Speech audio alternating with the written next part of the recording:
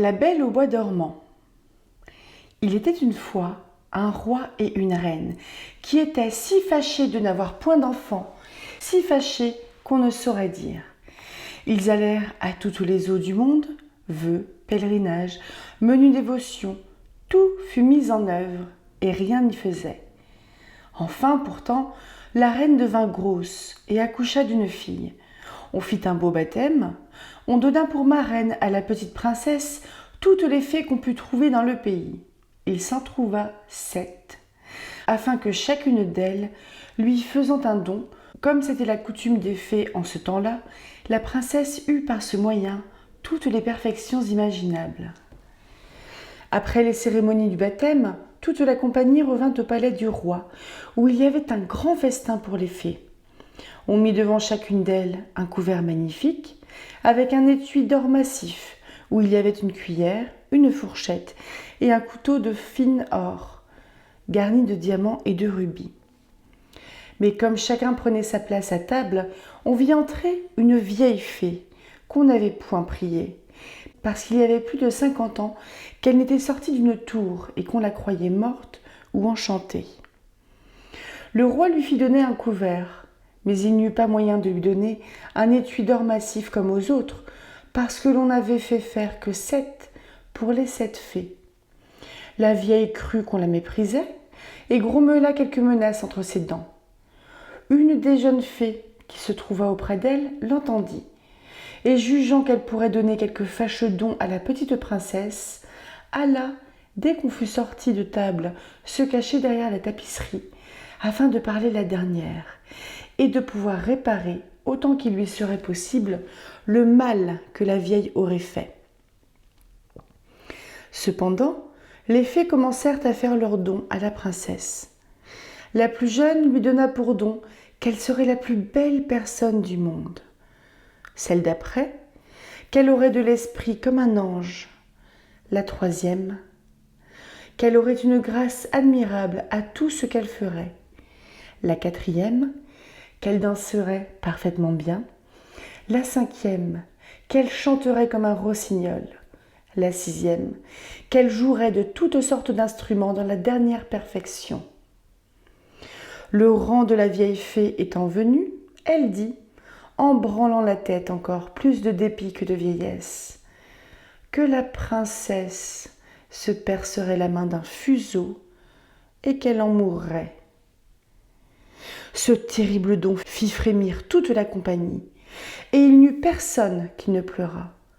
Dans ce moment, la jeune fée sortit de derrière la tapisserie et dit tout haut ces paroles. « Rassurez-vous, roi et reine, votre fille n'en mourra pas. Il est vrai que je n'ai pas assez de puissance pour défaire entièrement ce que mon ancienne a fait. La princesse se percera la main d'un fuseau. Mais au lieu d'en mourir, elle tombera seulement dans un profond sommeil qui durera 100 ans, au bout desquels le fils d'un roi viendra la réveiller. »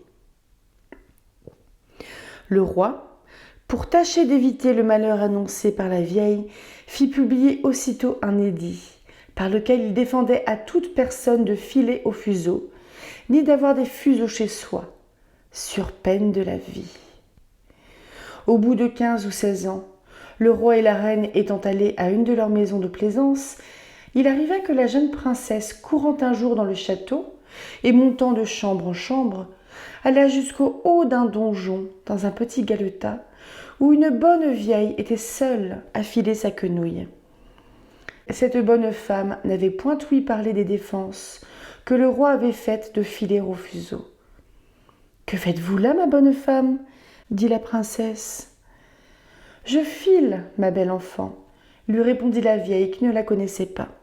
« Ah, que cela est joli !» reprit la princesse. « Comment faites-vous ?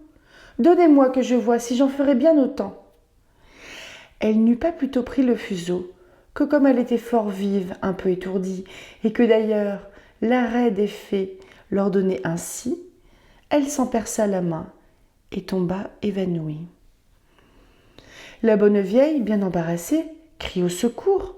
On vient de tous côtés, on jette de l'eau au visage de la princesse, on la délace, on lui frappe dans les mains, on lui frotte les tempes avec de l'eau de la reine de Hongrie. Mais rien ne la faisait revenir. Alors le roi, qui était monté au bruit, se souvint de la prédiction des fées, et jugeant bien qu'il fallait que cela arrivât, puisque les fées l'avaient dit, fit mettre la princesse dans le plus bel appartement du palais, sur un lit, en broderie d'or et d'argent. On eût dit un ange, tant elle était belle, car son évanouissement n'avait pas ôté les couleurs vives de son teint.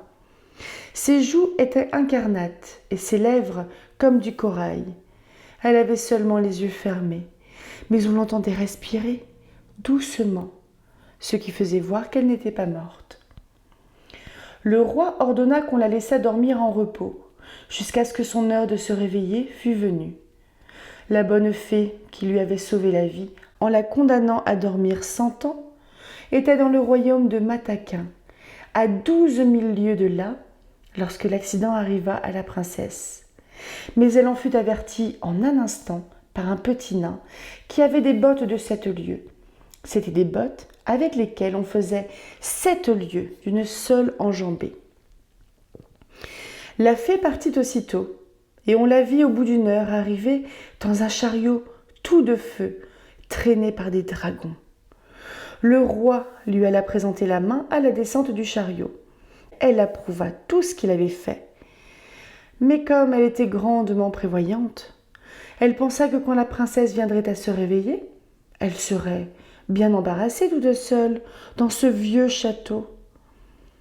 Voici ce qu'elle fit. Elle toucha de sa baguette tout ce qui était dans ce château, hors le roi et la reine. Gouvernante, fille d'honneur, femme de chambre, gentilshommes, officiers, maîtres d'hôtel, cuisiniers, marmitons, galopins, gardes, suisses, pages, valets de pied. Elle toucha aussi tous les chevaux qui étaient dans les écuries, avec les palefreniers, les gros matins de basse-cour et la petite Pouffe, petite chienne de la princesse, qui était auprès d'elle sur son lit. Dès qu'elle les eut touchés, ils s'endormirent tous, pour ne se réveiller qu'en même temps que leur princesse, afin d'être tout prêts à la servir quand elle en aurait besoin. Les broches même, qui étaient au feu, toutes pleines de perdrix et de faisans, s'endormirent, et le feu aussi. Tout cela se fit en un moment. Les fées n'étaient pas longues à leur besogne.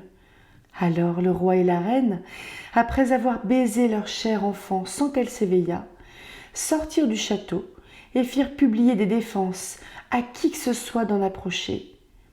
Ces défenses n'étaient pas nécessaires, car il poussa dans un quart d'heure, tout autour du parc, une si grande quantité de grands arbres et de petits, de ronces et d'épines entrelacées les unes dans les autres, que bête ni homme n'y aurait pu passer, en sorte qu'on ne voyait plus que le haut des tours du château. Encore n'était-ce que de bien loin.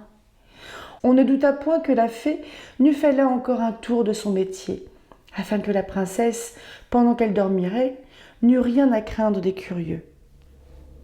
Au bout de 100 ans, le fils du roi qui régnait alors et qui était d'une autre famille que la princesse endormie, étant allé à la chasse de ce côté-là, demanda ce que c'était que des tours qu'il voyait au-dessus d'un grand bois fort épais.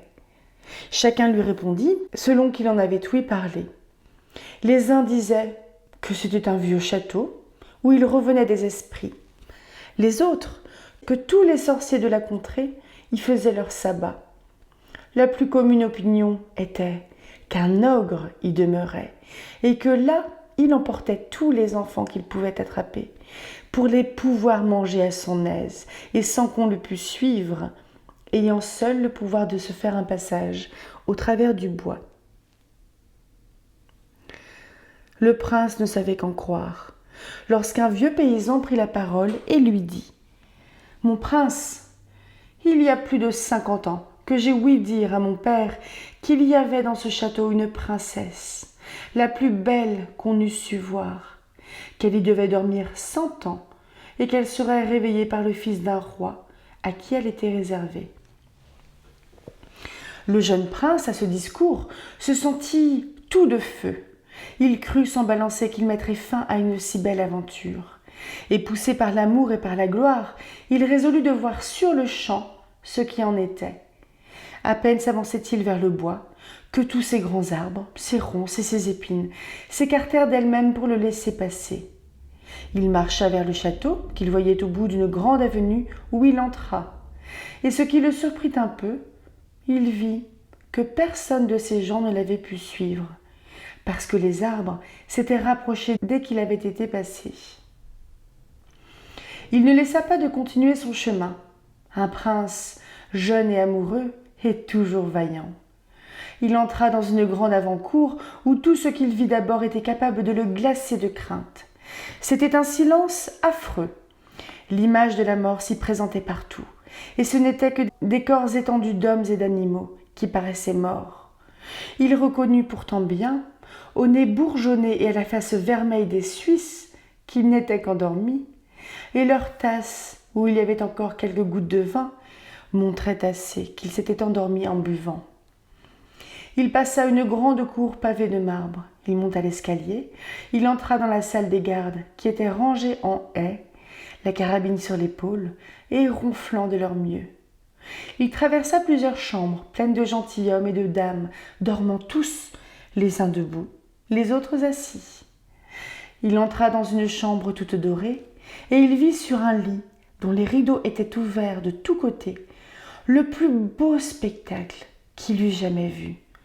Une princesse qui paraissait avoir 15 ou 16 ans et dont l'éclat resplendissant avait quelque chose de lumineux et de divin.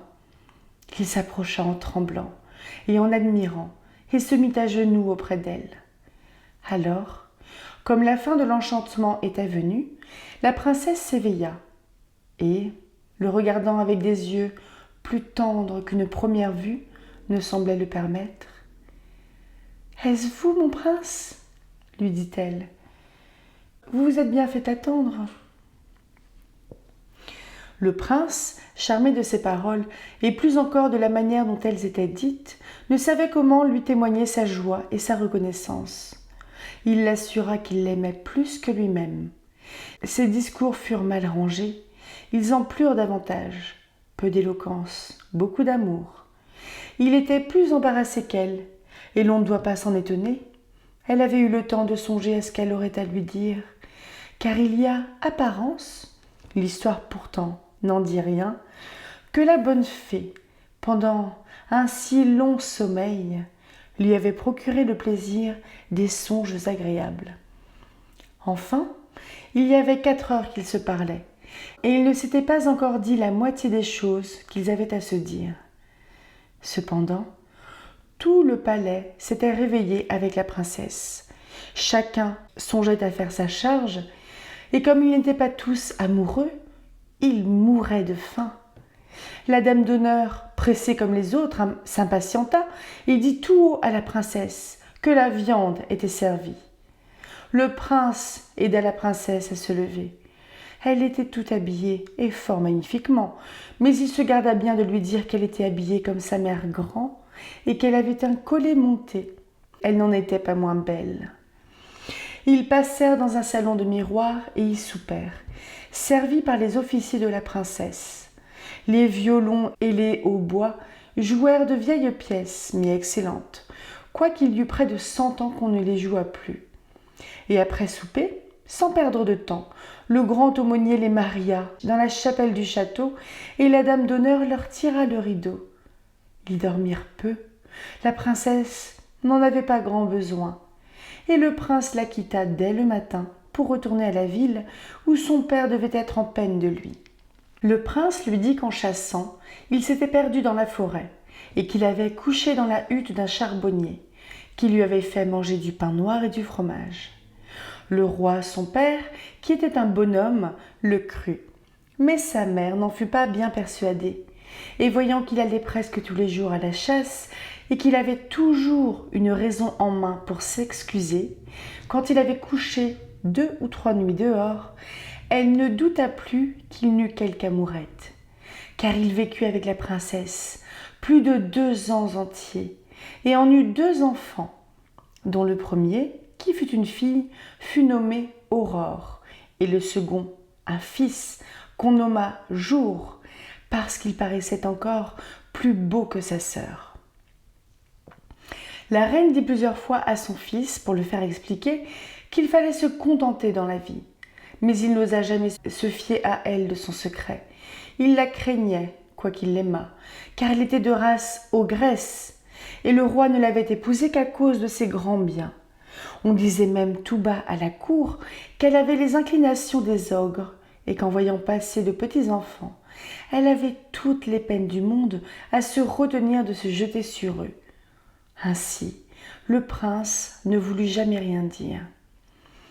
Mais quand le roi fut mort, ce qui arriva au bout de 2 ans, et qu'il se vit le maître, il déclara publiquement son mariage et alla en grande cérémonie quérir la reine sa femme dans son château. On lui fit une entrée magnifique dans la ville capitale, où elle entra au milieu de ses 2 enfants. Quelque temps après, le roi alla faire la guerre à l'empereur quant à la butte, son voisin. Il laissa la régence du royaume à la reine, sa mère, et lui recommanda fort sa femme et ses enfants. Il devait être à la guerre tout l'été, et dès qu'il fut parti, la reine-mère envoya sa bru et ses enfants à une maison de campagne dans les bois pour pouvoir, plus aisément, assouvir son horrible envie. Elle y alla quelques jours après et dit un soir à son maître d'hôtel « Je veux manger demain, à mon dîner, la petite Aurore. »« Ah, madame, dit le maître d'hôtel. « Je le veux, dit la reine. Et elle le dit d'un ton d'ogresse qui a envie de manger de la chair fraîche. Et je la veux manger à la sauce Robert. » Ce pauvre homme, voyant bien qu'il ne fallait pas se jouer à une ogresse, prit son grand couteau et monta à la chambre de la petite Aurore. Elle avait pour lors 4 ans et vint en sautant et en riant se jeter à son cou et lui demander du bonbon. Il se mit à pleurer, le couteau lui tomba des mains et il alla dans la basse-cour couper la gorge à un petit agneau et lui fit une si bonne sauce que sa maîtresse l'assura qu'elle n'avait jamais rien mangé de si bon. Il avait emporté en même temps la petite Aurore et l'avait donnée à sa femme pour la cacher dans le logement qu'elle avait au fond de la basse-cour. 8 jours après, la méchante reine dit à son maître d'hôtel « Je veux manger à mon souper le petit jour. » Il ne répliqua pas, résolu de la tromper comme l'autre fois. Il alla chercher le petit jour et le trouva avec un petit fleuret à la main, dont il faisait des armes avec un gros singe. Il n'avait pourtant que 3 ans. Il le porta à sa femme qui le cacha avec la petite Aurore et donna à la place du petit jour un petit chevreau fort tendre que l'ogresse trouva admirablement bon. Cela était fort bien allé jusque-là. Mais un soir, cette méchante reine dit au maître d'hôtel « Je veux manger la reine à la même sauce que ses enfants. » Ce fut alors que le pauvre maître d'hôtel désespéra de la pouvoir encore tromper. La jeune reine avait 20 ans passés, sans compter les 100 ans qu'elle avait dormi. Sa peau était un peu dure, quoique belle et blanche, et le moyen de trouver dans la ménagerie une bête aussi dure que cela. Il prit la résolution, pour sauver sa vie, de couper la gorge à la reine, et monta dans sa chambre, dans l'intention de n'en pas faire à 2 fois. Il s'excitait à la fureur et entra, le poignard à la main, dans la chambre de la jeune reine. Il ne voulut pourtant point la surprendre, et il lui dit avec beaucoup de respect l'ordre qu'il avait reçu de la reine-mère. « Faites votre devoir, lui dit-elle, en lui tendant le col. Exécutez l'ordre qu'on vous a donné. J'irai revoir mes enfants, mes pauvres enfants que j'ai tant aimés. » Elle les croyait morts, depuis qu'on les avait enlevés sans rien lui dire. « Non, non, madame, lui répondit le pauvre maître d'hôtel, tout attendri. vous ne mourrez point, et vous ne laisserez pas d'aller revoir vos enfants. Mais ce sera chez moi où je les ai cachés, et je tromperai encore la reine, en lui faisant manger une jeune biche à votre place. » Il la mena aussitôt à sa chambre, où la laissant embrasser ses enfants et pleurer avec eux, il alla accommoder une biche que la reine mangea à son souper, avec le même appétit que si c'eût été la jeune reine. Elle était bien contente de sa cruauté, et elle se préparait à dire au roi à son retour que les loups enragés avaient mangé la reine sa femme et ses 2 enfants.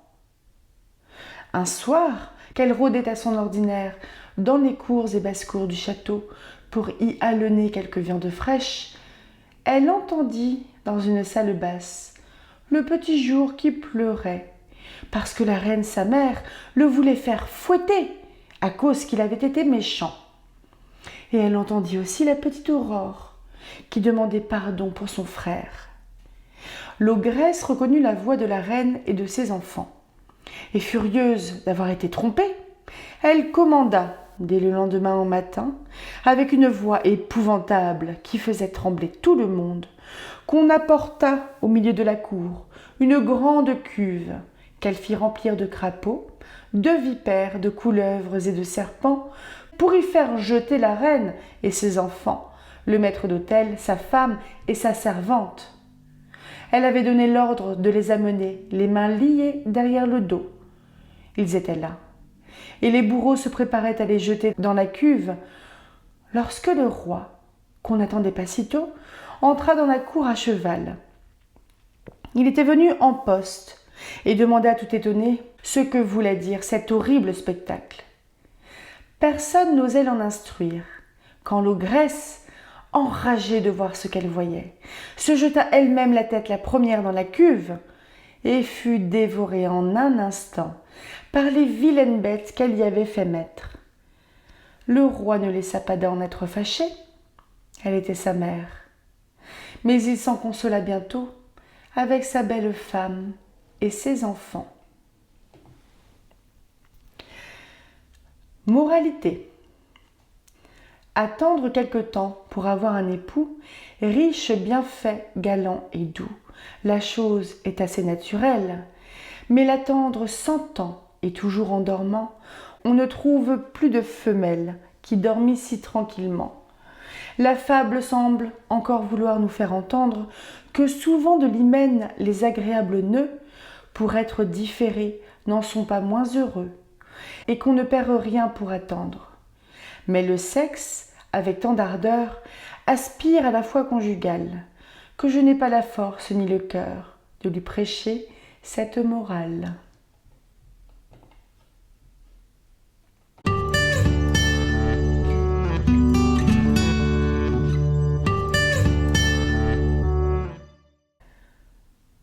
Le petit chaperon rouge.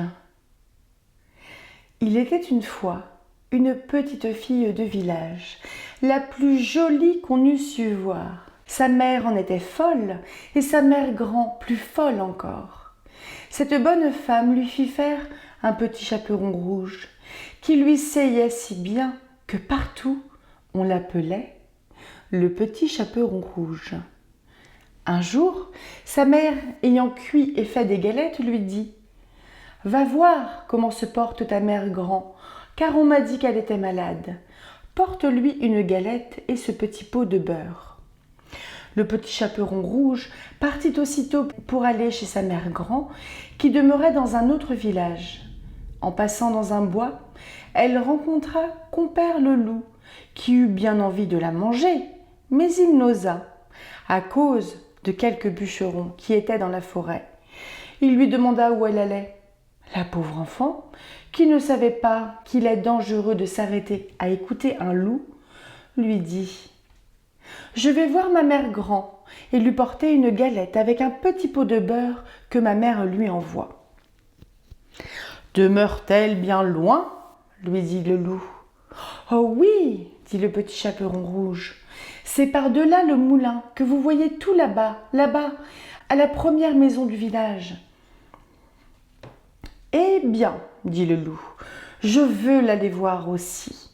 Je m'y en vais par ce chemin-ci et toi par ce chemin-là, et nous verrons qui plus tôt y sera. » Le loup se mit à courir de toute sa force par le chemin qui était le plus court, et la petite fille s'en alla par le chemin le plus long, s'amusant à cueillir des noisettes, à courir après des papillons et à faire des bouquets des petites fleurs qu'elle rencontrait.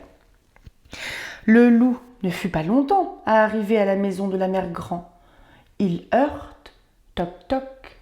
« Qui est là ?»« C'est votre petite fille, le petit chaperon rouge, » dit le loup, en contrefaisant sa voix, « qui vous apporte une galette et un petit pot de beurre que ma mère vous envoie. » La bonne mère Grand, qui était dans son lit à cause qu'elle se trouvait un peu mal, lui cria « Tire la chevillette, la bobinette charra !» Le loup tira la chevillette et la porte s'ouvrit. Il se jeta sur la bonne femme et la dévora en moins de rien, car il y avait plus de 3 jours qu'il n'avait mangé. Ensuite, il ferma la porte et s'alla coucher dans le lit de la mère Grand, en attendant le petit chaperon rouge qui, quelque temps après, vint heurter à la porte. Toc, toc. « Qui est là ?» Le petit chaperon rouge, qui entendit la grosse voix du loup, eut peur d'abord, mais, croyant que sa mère Grand était enrhumée, répondit « C'est votre fille, le petit chaperon rouge qui vous apporte une galette et un petit pot de beurre que ma mère vous envoie. » Le loup lui cria en adoucissant un peu sa voix « Tire la chevillette, la bobinette charra !» Le petit chaperon rouge tira la chevillette et la porte s'ouvrit. Le loup, la voyant entrer, lui dit en se cachant dans le lit sous la couverture « Mets la galette et le petit pot de beurre sur la huche et viens te coucher avec moi. » Le petit chaperon rouge se déshabille et va se mettre dans le lit, où elle fut bien étonnée de voir comment sa mère Grand était faite en son déshabillé. Elle lui dit « Ma mère Grand, que vous avez de grands bras! C'est pour mieux t'embrasser, ma fille. Ma mère Grand, que vous avez de grandes jambes! C'est pour mieux courir, mon enfant. Ma mère Grand, que vous avez de grandes oreilles! C'est pour mieux écouter, mon enfant. Ma mère Grand, que vous avez de grands yeux! C'est pour mieux voir, mon enfant. Ma mère Grand, que vous avez de grandes dents! C'est pour te manger! » Et en disant ces mots, le méchant loup se jeta sur le petit chaperon rouge et la mangea. Moralité. On voit ici que de jeunes enfants, surtout de jeunes filles, belles, bien faites et gentilles, font très mal d'écouter toutes sortes de gens, et que ce n'est pas chose étrange s'il en est temps que le loup mange. Je dis le loup, car tous les loups ne sont pas de la même sorte. Il en est d'une humeur accorte, sans bruit, sans fiel et sans courroux, qui, privés, complaisants et doux, suivent les jeunes demoiselles jusque dans les maisons, jusque dans les ruelles. Mais, hélas, qui ne sait que ces loups doucereux, de tous les loups, sont les plus dangereux.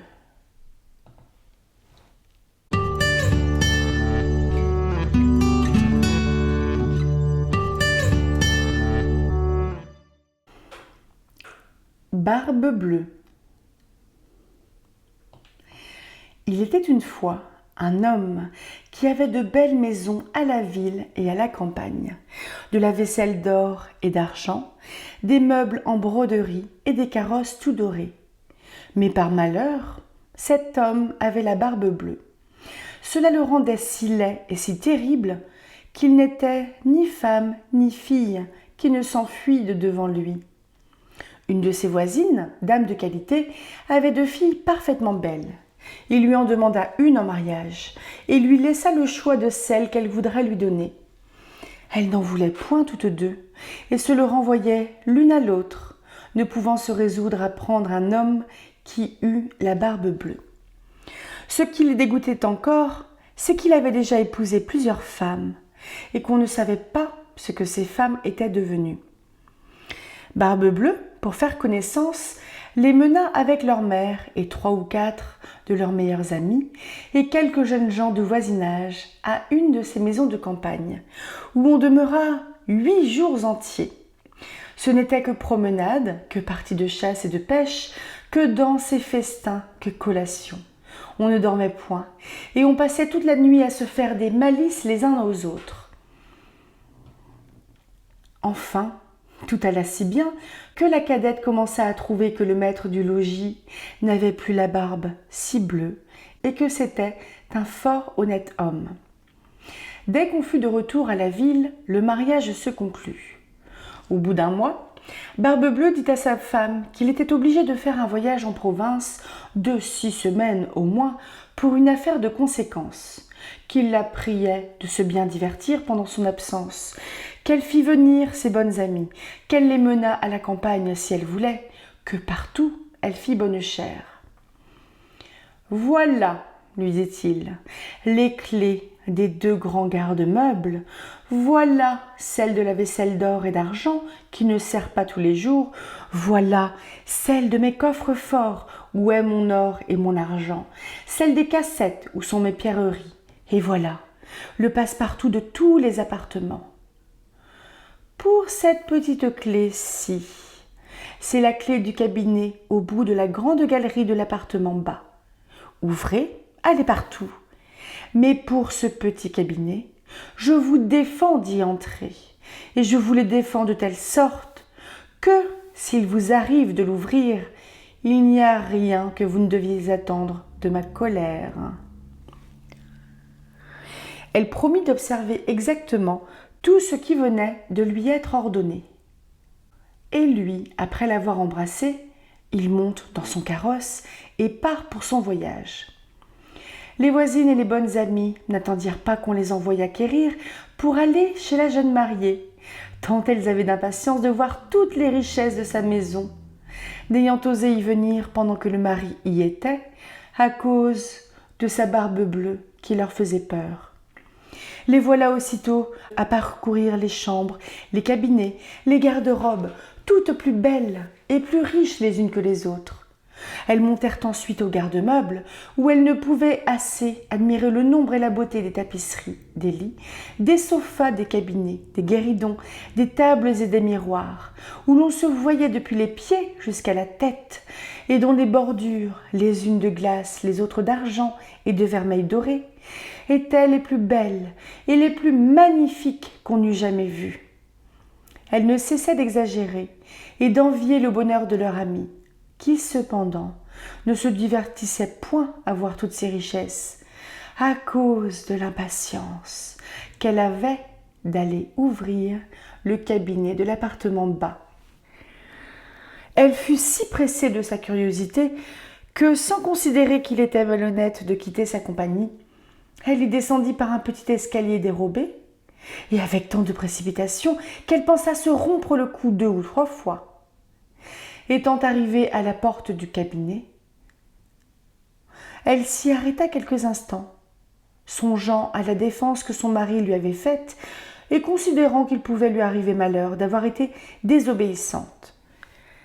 Mais la tentation était si forte qu'elle ne put la surmonter. Elle prit donc la petite clé et ouvrit en tremblant la porte du cabinet. D'abord, elle ne vit rien, parce que les fenêtres étaient fermées. Après quelques moments, elle commença à voir que le plancher était tout couvert de sang caillé, dans lequel se miraient les corps de plusieurs femmes mortes et attachées le long des murs. C'étaient toutes les femmes que Barbe Bleue avait épousées et qu'il avait égorgées l'une après l'autre. Elle pensa mourir de peur, et la clé du cabinet qu'elle venait de retirer de la serrure lui tomba de la main. Après avoir un peu repris ses esprits, elle ramassa la clé, referma la porte et monta à sa chambre pour se remettre un peu. Mais elle n'en pouvait venir à bout, tant elle était émue. Ayant remarqué que la clé du cabinet était tachée de sang, elle l'essuya 2 ou 3 fois, mais le sang ne s'en allait point. Elle eut beau la laver, et même la frotter avec du sablon et du grès. Il y demeura toujours du sang, car la clé était fée, et il n'y avait pas moyen de la nettoyer tout à fait. Quand on ôtait le sang d'un côté, il revenait de l'autre. Barbe-Bleue revint de son voyage dès le soir même, et dit qu'il avait reçu des lettres dans le chemin, qui lui avaient appris que l'affaire pour laquelle il était parti venait d'être terminée à son avantage. Sa femme fit tout ce qu'elle put pour lui témoigner qu'elle était ravie de son prompt retour. Le lendemain, il lui redemanda les clés, et elle lui donna, mais d'une main si tremblante qu'il devina sans peine tout ce qui s'était passé. « D'où vient, lui dit-il, que la clé du cabinet n'est point avec les autres ?»« Il faut, dit-elle, que je l'ai laissée là-haut, sur ma table. »« Ne manquez pas, dit Barbe-Bleue, de me la donner tantôt. » Après plusieurs remises, il fallut apporter la clé. Barbe-Bleue, l'ayant considérée, dit à sa femme : « Pourquoi y a-t-il du sang sur cette clé ?»« Je n'en sais rien, » répondit la pauvre femme, plus pâle que la mort. « Vous n'en savez rien, » reprit Barbe-Bleue. « Je le sais bien, moi. Vous avez voulu entrer dans le cabinet ? Eh bien, madame, vous y entrerez et irez prendre votre place auprès des dames que vous y avez vues. » Elle se jeta aux pieds de son mari, en pleurant et en lui demandant pardon, avec toutes les marques d'un vrai repentir de n'avoir pas été obéissante. Elle aurait attendri un rocher, belle et affligée comme elle était. Mais Barbe-Bleue avait le cœur plus dur qu'un rocher. « Il faut mourir, madame, » lui dit-il, « et tout à l'heure. »« Puisqu'il faut mourir, » répondit-elle, en le regardant les yeux baignés de larmes, « donnez-moi un peu de temps pour prier Dieu. »« Je vous donne un demi-quart d'heure, » reprit Barbe-Bleue, « mais pas un moment davantage. » Lorsqu'elle fut seule, elle appela sa sœur et lui dit : « Ma sœur Anne, car elle s'appelait ainsi, monte, je te prie, sur le haut de la tour pour voir si mes frères ne viennent point. Ils m'ont promis qu'ils me viendraient voir aujourd'hui. Et si tu les vois, fais-leur signe de se hâter. » La sœur Anne monta sur le haut de la tour et la pauvre affligée lui criait de temps en temps : « Anne, ma sœur Anne, ne vois-tu rien venir ?» Et la sœur Anne lui répondait : « Je ne vois rien que le soleil qui poudroie et l'herbe qui verdoie. » Cependant, Barbe-Bleue, tenant un grand coutelas à sa main, criait de toute sa force à sa femme : « Descends vite, ou je monterai là-haut. »« Encore un moment, s'il vous plaît, » lui répondait sa femme. Et aussitôt elle criait tout bas : « Anne, ma sœur Anne, ne vois-tu rien venir ?»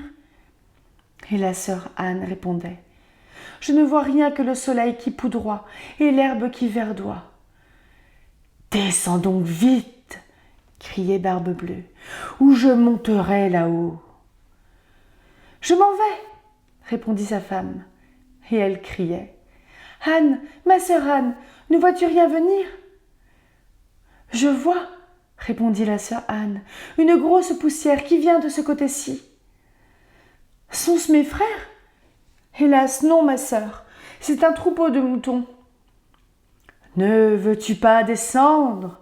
criait Barbe-Bleue. « Encore un moment, » répondait sa femme, et puis elle criait : « Anne, ma sœur Anne, ne vois-tu rien venir ?»« Je vois, » répondit-elle, « 2 cavaliers qui viennent de ce côté-ci, mais ils sont bien loin encore. »« Dieu soit loué !» s'écria-t-elle un moment après. « Ce sont mes frères, je leur fais signe tant que je puis de se hâter. » Barbe-Bleue se mit à crier si fort que toute la maison en trembla.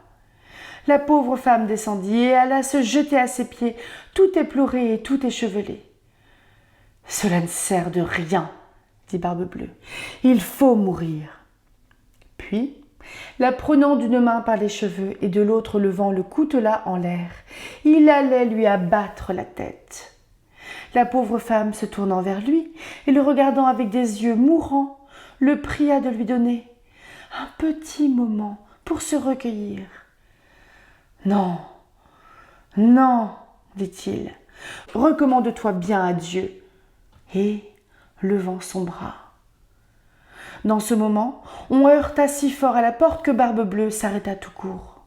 On ouvrit, et aussitôt on vit entrer 2 cavaliers, qui, mettant l'épée à la main, coururent droit à Barbe-Bleue.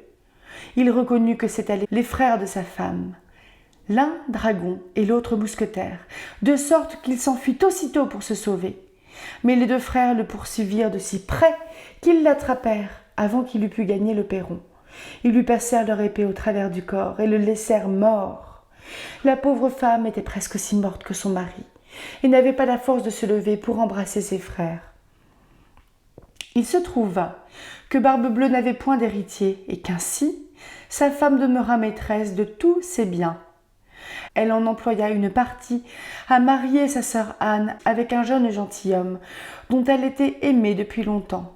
Une autre partie à acheter des charges de capitaine à ses 2 frères, et le reste à se marier elle-même à un fort honnête homme qui lui fit oublier le mauvais temps qu'elle avait passé avec la Barbe-Bleue. Moralité.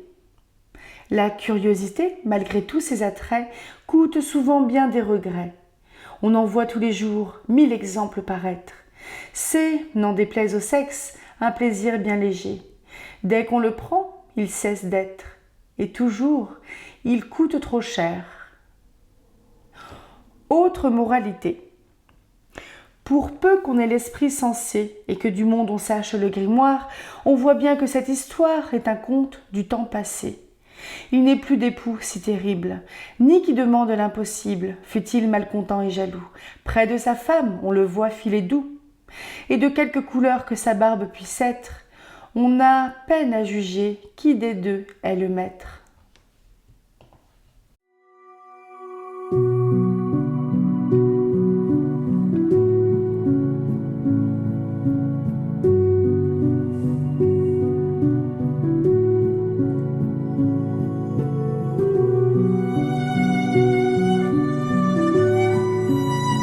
Bonjour et bienvenue dans ce nouveau vlog lecture, le 2e seulement sur les contes de Perrault, les contes de la Merlois de Charles Perrault. On en a lu 3.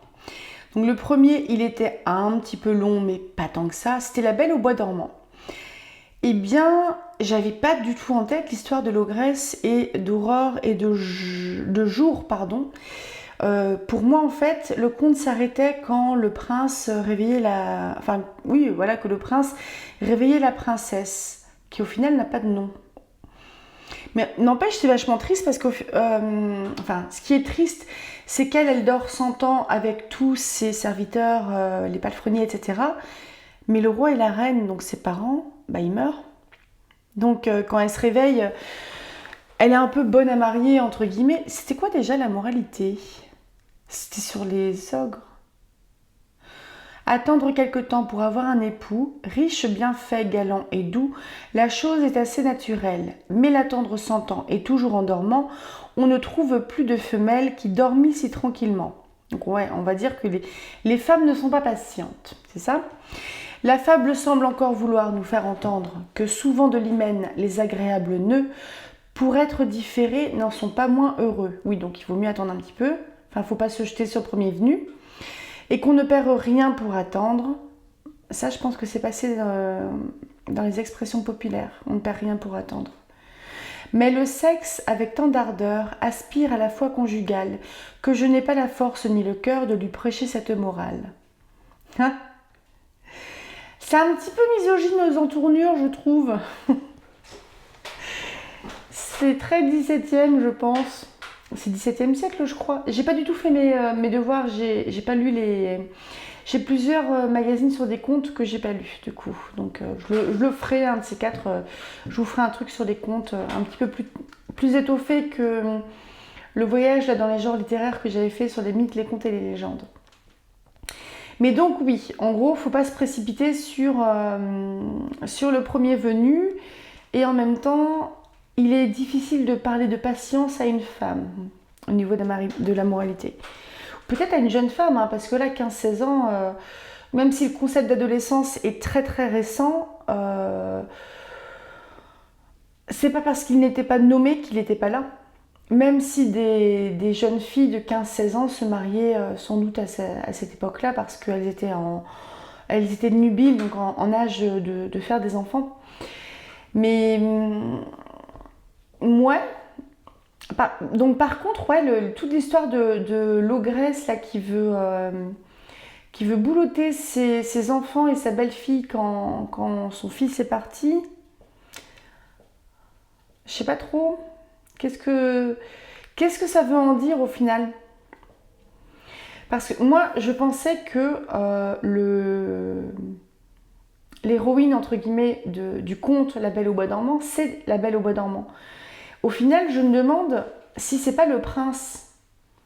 Parce qu'en fait, elle est hyper passive, La Belle au Bois dormant. Et bon, le prince, il arrive, les ronces lui font la place, donc il y va, tout va bien.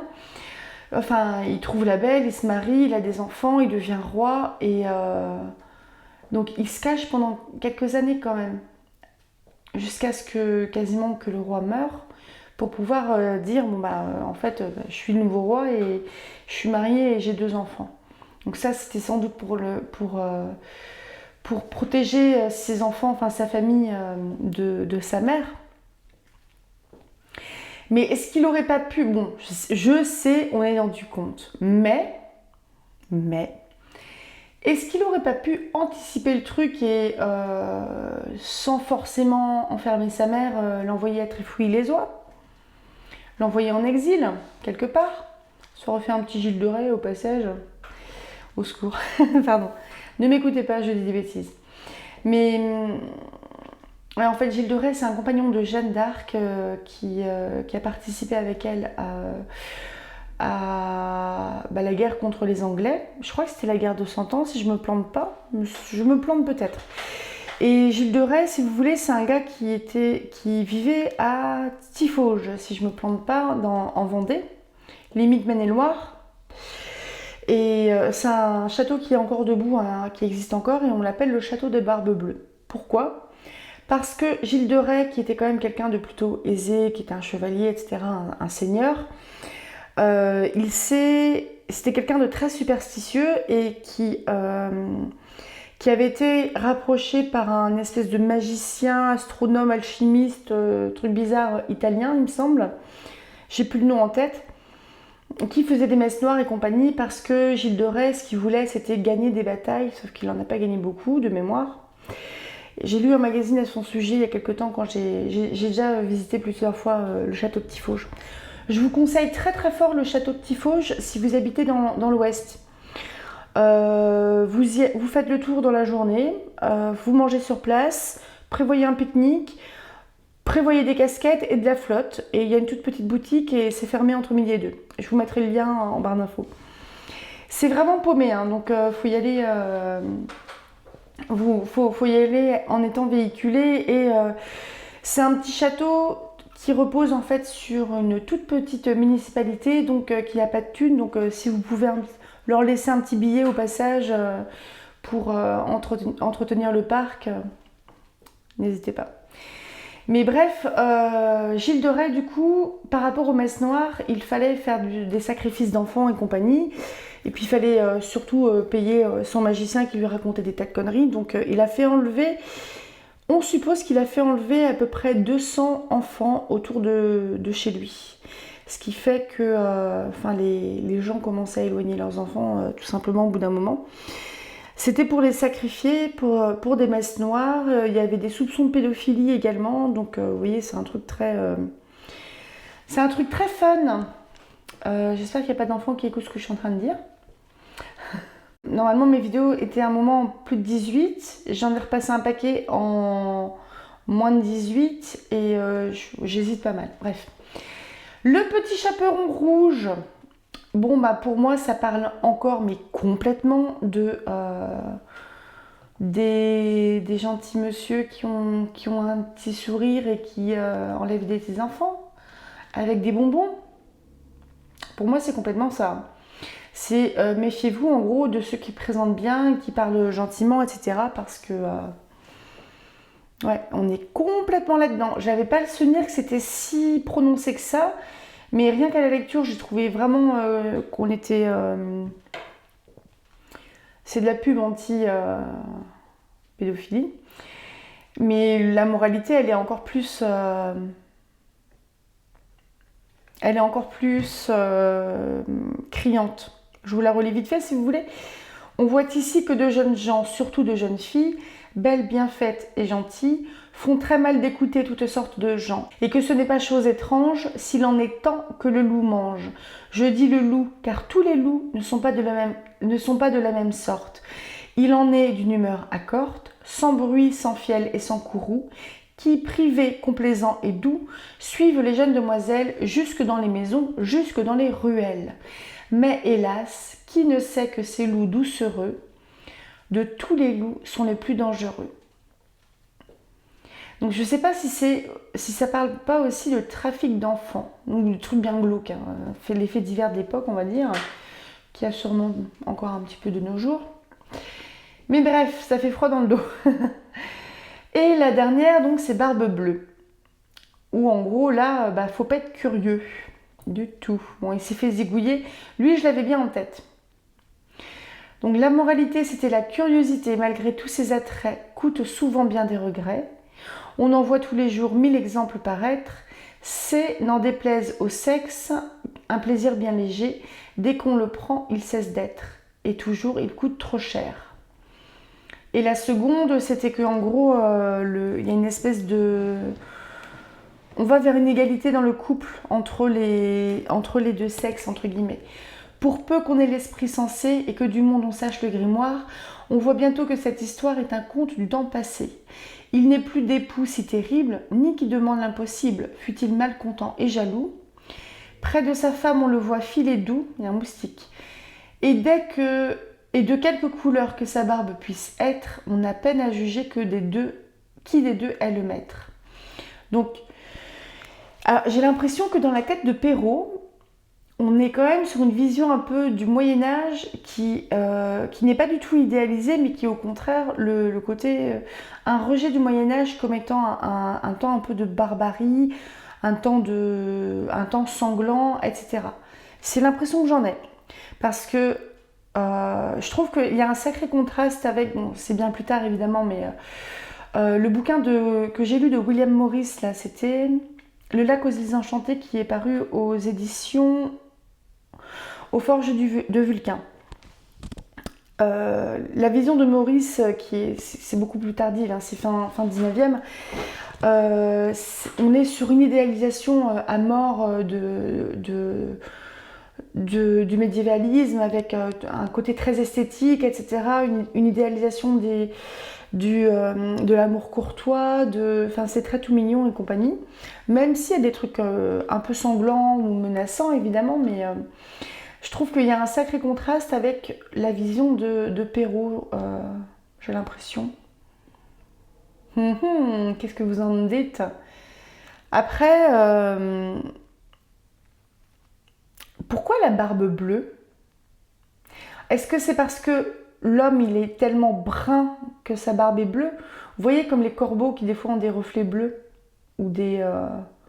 Moi, les renards, c'est parce que c'est pour autre chose, je pense. Mais est-ce que c'est ça? Est-ce que c'est pas quelque part...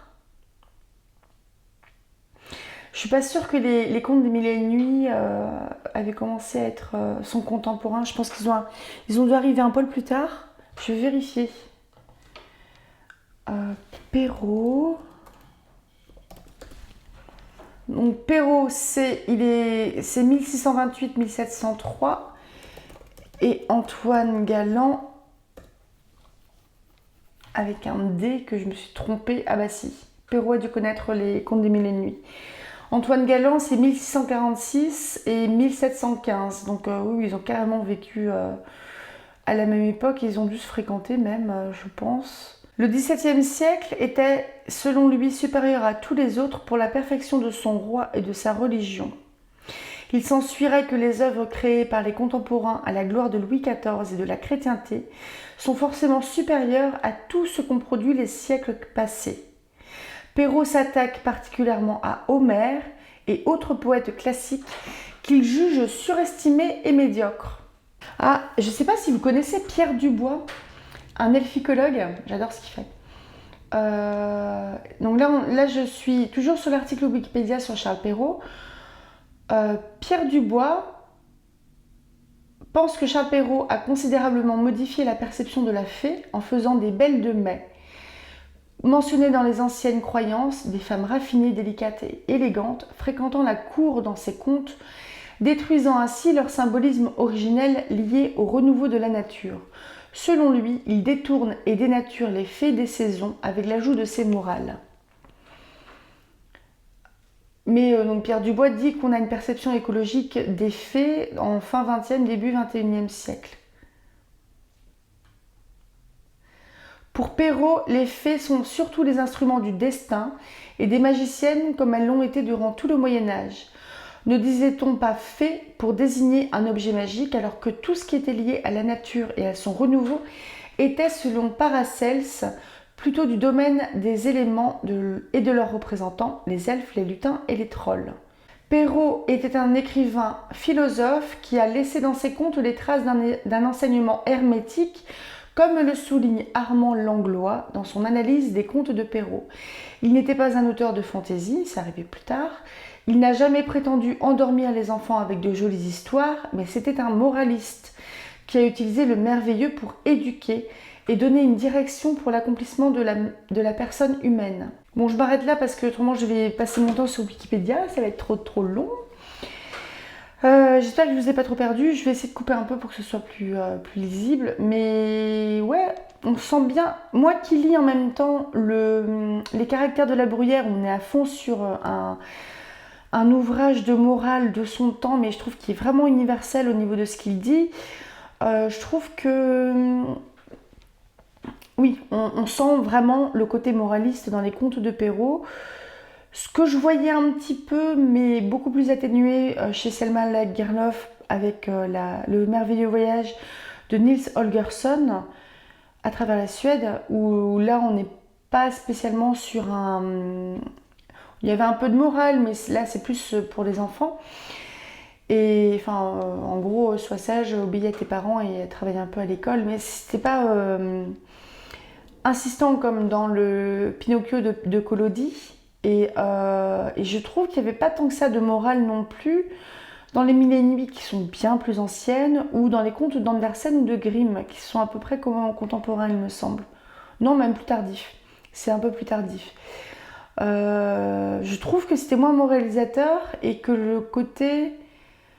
Je crois que c'était Andersen que j'aimais mieux, un côté vraiment porté un peu écologique. Une forte présence de la nature, presque comme personnage du conte, comme dans le Selma Lagerlöf. Donc voilà, j'ai hâte de lire d'autres types de contes. Je pense qu'on partira vraiment sur des contes régionaux par la suite. Je vais vous emmener chez moi, vous allez voir, vous allez manger du lutin. Allez, je vous souhaite un très bon samedi parce que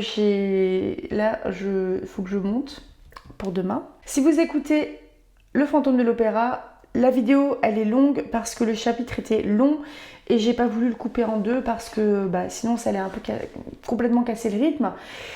Et si vous écoutez aussi les caractères, si vous faites partie des courageux qui les écoutent, parce que je crois qu'il faut vraiment les lire avec ses yeux, en prenant son temps. Un petit peu de livre de chevet, quoi, on pioche un peu dedans. Donc si vous écoutez les caractères, je vais effectivement mettre au minimum 2 chapitres en ligne. J'essaierai bien 3-4 même. Je vous souhaite un très bon samedi. J'espère qu'il fait beau chez vous parce que chez nous c'est très février. Et ce qui fait que j'envisage de mettre un pull si je sors demain. Et à tout bientôt, rêvez tout grand, lisez tout plein. Salut!